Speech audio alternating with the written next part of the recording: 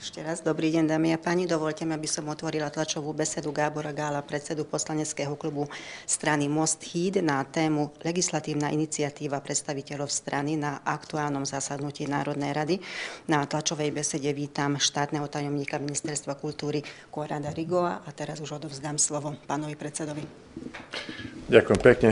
Vážené dámy, vážení páni, dovoľte, aby som tak už tradične pred začatím schôdze vás poinformoval o tom, že vzdielenie Mostu Híd strany, aké návrhy prichádzajú na túto schôdzu, či sú tu jednak vládne návrhy alebo poslanecké návrhy.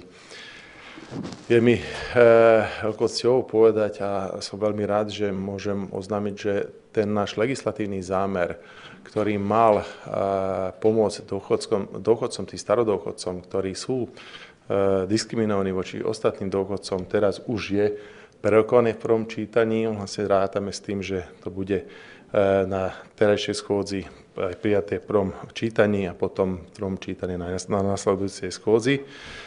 A tento zákon už po dlhších mesiacoch, ktorý sme avizovali, že chceme to riešiť, aj dotiahneme do víťazného konca. Cieľom je ešte v tomto návrhu, aby bol stanovený jednotný dôchodkový vek v danom kalendárnom roku. Stalo sa to, že ľudia narodení v tom istom kalendárnom roku podľa rôznych tých schém dostávali iné dôchodkové výpočty a tým pádom aj iné dôchodky. Aj to ideme napraviť v tomto zákone, ako aj ujasnenie výpočtu starobného dôchodku. Potom tu máme z dielne Ministerstva dopravy veľmi užitočnú novelu a to je podpora pre zateplenie rodinných domov. Tento spôsob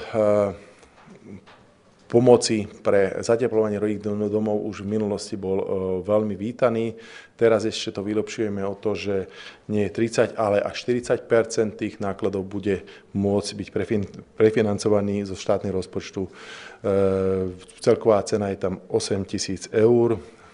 Zníži sa administratívna záťaž a vlastne celá táto pomoc zo strany štátu môže byť pre občanov viac dosažiteľná.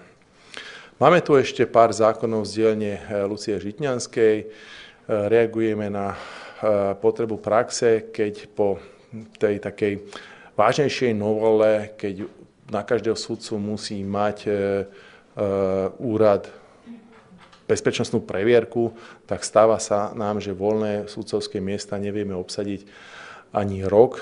Teraz sa vytvoria také krajské súťaže, krajské konkurzy, kde budú krajské zoznamy čakateľov na post sudcu.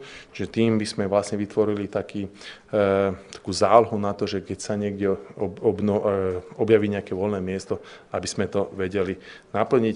To isté sa týka aj disciplinárneho konania a riešime ešte aj obchodný register v inom zákone, ale to je taká technická novela. V životnom prostredí máme tam pár technických noviel. Konečne za našho predsedníctva sa dosiahla jedna medzinárodná dohoda, ktorá sa týka ortute, ktorá sa už pripravuje niekoľko rokov, možno aj 8-9 rokov, tak za našej pomoci a proste za nášho predsedníctva teraz v Európskej únii sa dosiahla to, že to môže byť ratifikované. No a samozrejme je tu nejaká naša vlajková loď, ktorá sa týka národnostných menšín, a to je Fond na podporu kultúry národnostných menšín, ktorý zákon sa pripravoval už za niekoľkých vlád, ale uzrel svetlo sveta za terajšie vlády. Ale ja by som poprosil teraz štátneho tajomníka, aby on o tom podrobnejšie poreferoval, lebo proste je to zákon, ktorý má on v gestii. Ďakujem. Dobrý deň vám prajem. Tak ja som tu preto, aby som povedal zo pár slov o Fonde na podporu kultúry národnostných menšín. Je to veľmi významný zákon, nielen pre stranu Most Híd, ale aj pre rezort Ministerstva kultúry. A ja som presvedčený o tom, že aj pre Slovenskú republiku. Pre stranu Most Híd je to veľmi dôležité kvôli tomu, lebo tým naplňame jeden z dlhodobých cieľov strany. Vytvoríme veľmi štrukturovaný a dobrý základ pre financovanie kultúr národnostných menšín. Zdôrazňujem, že nie iba jednej národnostnej menšiny, ale pre všetkých národnostné menšiny na Slovensku. Treba si pripomenúť, že týmto zákonom aj zdvojnásobíme financovanie kultúry národnostných menšín. Pre rezort kultúry je to dôležité kvôli tomu, lebo tento fond zapadá do dlhodobej stratégie kultúrnej politiky na Slovensku a po úspešnom fungovaní audiovizuálneho fondu a fondov na podporu umenia takto vlastne doplníme a dokončíme celý proces financovania kultúry na Slovensku. Tento zákon bol vypracovaný Ministerstvom kultúry, ale samozrejme je založený na poslaneckom návrhu Lászla Šojmoša z minulého roku, z roku 2015. Treba si pripomenúť aj to, že fond alebo návrh zákona prešiel výbormi Národnej rady veľmi hladko, bez pripomienok a to je tiež vlastne dôkaz toho, že tento zákon je pripravený dobre. A pre Slovenskú republiku si myslím, že má veľmi symbolický charakter kvôli tomu, že Slovensko týmto spraví obrovský krok smerom k národnostným menšinám.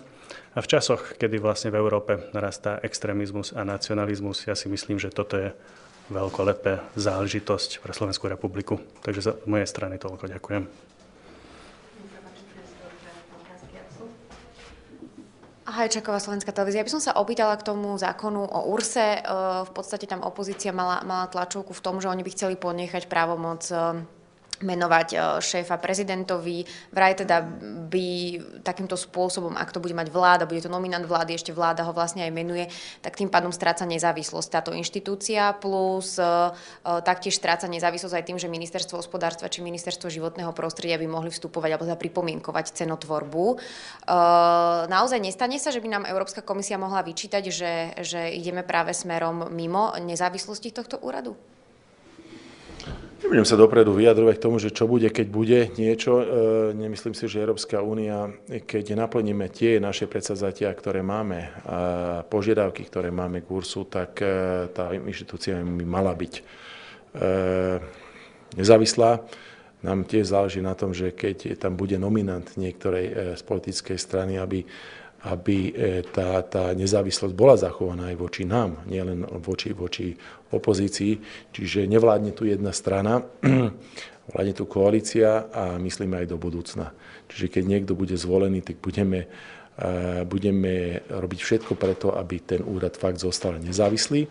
Ale keď už ideme do tej teoretickej debaty, či úrad zabezpečuje väčšiu nezávislosť rozhodnutie prezidenta, či pôjde podpisom prezidenta tá dotyčná osoba, no máme tu rozdielne systémy. Niekde je podpis ešte stále potrebný prezidenta, niekde nie je potrebný.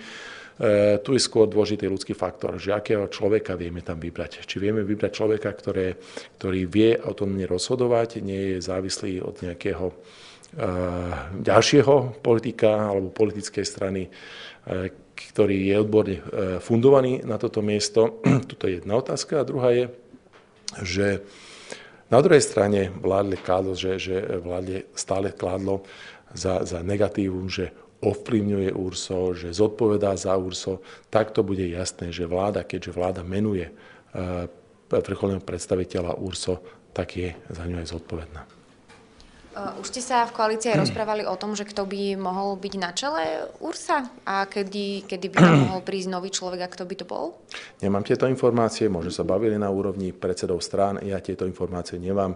Neviem o tom, či by sa bavilo o tomto, ale určite, keď príde na rad táto otázka, tak to bude predmetom aj rokovania na našom poslaneckom klube. Nefunguje to u nás tak, že prídu s nejakým menom, vláda príde s nejakým menom a my automaticky sa zahlasujeme. Určite dáme si toho človeka posúdiť, vypýtať si názor odborníkov na toho daného človeka. Ak to bola posledná, jediná otázka, tak vám ďakujem za účasť. Dovidenia.